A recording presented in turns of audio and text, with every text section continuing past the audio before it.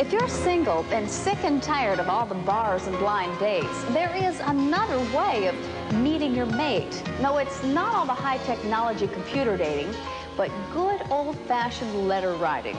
With a pen and paper and a postage stamp, romance may be just around the corner, or actually around the globe. The mail-order bride business is booming.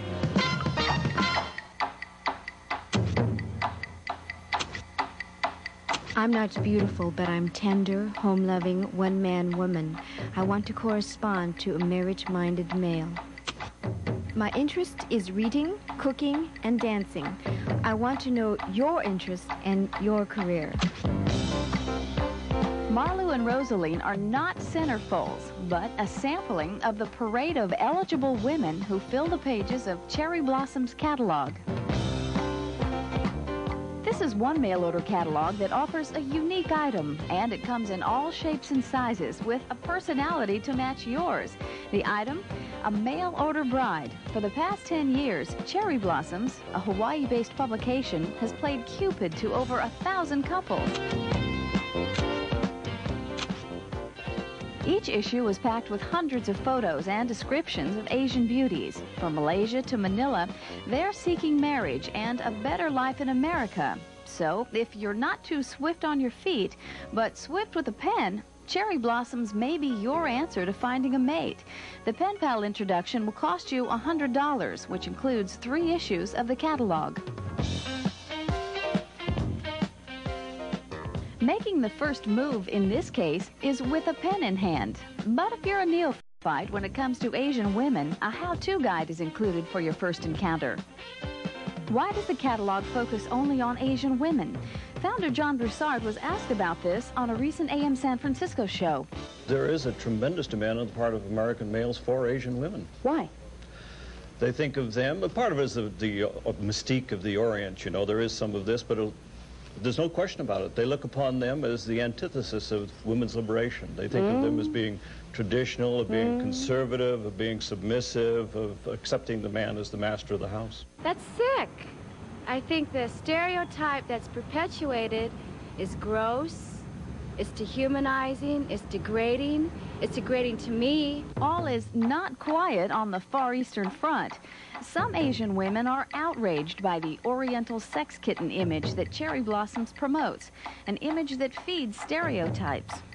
I think Asian women are more passive and demure than, for instance, American women are. You know, I'm not subservient, I'm not docile and demure. I mean, that is absolutely ridiculous. I am far from being passive. I'm far from being subservient. I have my own opinions. I would prefer an Asian woman over an American woman, and the reason is I think they are not as liberated, and they're more feminine. They're more affectionate. They cater more to men. It's not true. I had this impression of them as being very subservient creatures, but my marriage has certainly shown me otherwise. Jack Zinn met his wife through Cherry Blossoms, and he soon discovered that Joy didn't fit the stereotype. If I think I'm right, I'm going to have to fight for it. Jack practices law, specializing in divorce cases, and Joy has her hands full with their 18-month-old daughter, Esther. We will return for the second half of Days of Our Lives. Their romance was a love triangle that involved the proverbial postman.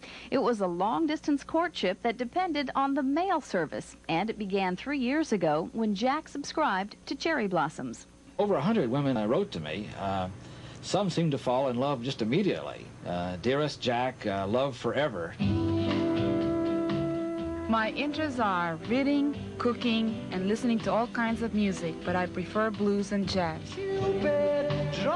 Cupid's arrow did hit when Jack saw Joy's picture, and he began to woo her with his first letter. Dear Joy, I saw your most attractive picture and decided to write you to see if you would like to be my pen pal. Above is a picture of me taken a few years ago. Filipinos have a reputation of being an honest and kind people. Dear Jack, your letter arrived last June 4, and I'm so happy that there's somebody who wants to correspond with me. When you talk to somebody the first time, most of the people doesn't open up to you and what's at the back of their mind they can't really express it to you right away. But in letters, you can tell the person. And what about their first impressions when they finally met face to face? After several months of writing, Jack flew to Manila to meet Joy. I said there's a strong feeling of attraction at first sight. Well, when I first read the letter, the impression is he's conservative and intellectual. And when I met him, I was right. He's intellectual and he's kind of conservative. And he was also 15 years older than the picture he sent Joy. Joy got over her shock, and several months later, their romance was signed and sealed.